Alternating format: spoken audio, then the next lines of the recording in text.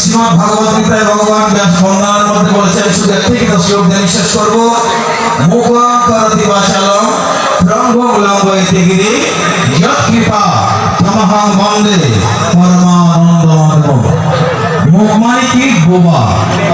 আর বাচাল মানে বেশি কথা বলে যে বাচাল। যদি একবার গুরু কৃপা হয় তাহলে বোবা ব্যক্তিও বাচালের মতো কথা বলতে পারে।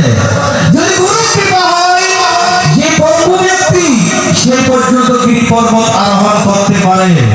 গুরু কৃপায় অসাধ্য সাধন করা সম্ভব। তাই বলেছেন, গুরু কৃপায় মহাশক্তি, লও যদি তুমি দিয়া ভক্তি। গুরু মন্ত্রের সাধনা, বিশ্ব আত্মার উপাসনা। গুরুমুখী যারা হয় তাদের কিসের আবার জয়ের ভয়? না হলে জমাবয় ক্ষমা নয়। তাই শ্রী মন্ডলী, সমগ্র বেদ বেদান্ত পরিষদ বলছেন কি? গুরু কৃপা হি কেবলম, গুরু কৃপা হি কেবলম, গুরু কৃপা হি কেবলম। সমগ্র বেদান্তের শেষ সিদ্ধান্ত। তাই স্বামী জগদানন্দ লিখেছেন, জল খাইও সাকিয়া গুরুদরীয় বাসিয়া। জল খাইও সাকিয়া, পরম্পরা গুরুর থেকে দিকে নাইলে আপনার জীবনটা সফল হবে না। জল খাইও সাকিয়া গুরুদরীয় বাসিয়া।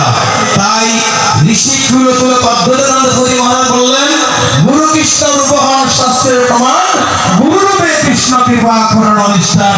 গুরুই হচ্ছে কৃষ্ণের প্রতিনিধি।